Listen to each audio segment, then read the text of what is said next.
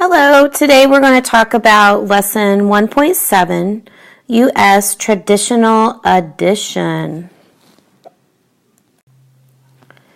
So our lesson is learning the U.S. traditional addition and review other methods. So we're going to use the traditional method. We're going to review the other two. So our first review session is on partial sums. Our first problem, as you can see, is 46 plus 27. And we went ahead and for this partial sums portion, as you can see here, we added the tens. So I took 40 plus 20 and I got 60. Then we added the ones, 6 plus 7, and I got 13 over here. So we add the partial sums together, which is our 60 plus our 13, and we get an answer of 73. Okay, so remember, this is the partial sums because we're getting part of the sum of an addition problem. Hence the name partial sums. Get it? Okay, our second method that we're going to review is column addition. And my original problem is over here on the left. We have 236 plus 195. And I went ahead and set that up here with my hundreds, tens, and ones columns, as you can see, making sure to put each of those digits in their correct spot. We add the digits in each column first, then we trade 10 ones for 110, and we trade 10 tens for 100. So you can see when I add my 6 and my 5 right here, that actually equals 11 to begin with. And then what we're going to do is we're going to trade 10 for a 10 and leave the 1. So that's why we have a 1 here, and then technically we would have a 1 above that 3 in the tens column. We add our tens, we get 3 plus 9 here, which equals 12. We can't leave 12 there. And I get 13 a second time because remember that when we took this 11 and changed it to 1 here, we had a 1 that ended up in the tens. So that's why this became a 13. Okay? When we add our hundreds, we had 2 plus 1, which gave us 3. Again, so our original addition would be this row right here before we started making any trades.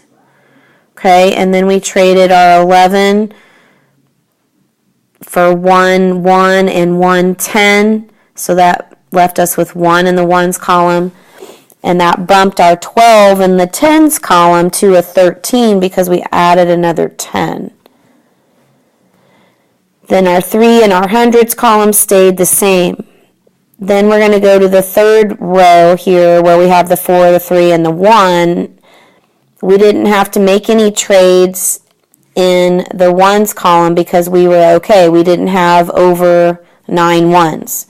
But in the tens column, we had 13. So again, we had to make a trade there, take a group of 10, move it to the hundreds column, which would put a 1 up here, and that changed this to a 3. We had 3 left. That added 1 more to the hundreds, which left us with 4. Sorry if that was confusing. Hopefully you understood what I was talking about. Okay, so that was our review of a column addition and partial. And that brings us to our actual U.S. traditional algorithm for addition. So when we look at this original problem up here at the top, we have 568 plus 345. What I've done here is I've just shown you that how many we have of hundreds, tens, and ones for each of those numbers so that when we write them here in the problem that we are placing those digits in the correct columns so that when we add we are adding correctly. Okay? So if you look in the ones column here, we're adding 8 plus 5, and we get 13. Now with our traditional method, we're not actually going to write the 13 there. I did it just to show you what I'm doing, but we're going to put the 3 here, and we're going to regroup and put a 1 in the tens. Then we're going to add our 1 plus our 6 plus our 4, and that actually equals 12, but we can't leave 12 there because that's bigger than 9 tens. So 2 of them get to stay here, and 1 group of 10 comes over here to the 100 spot.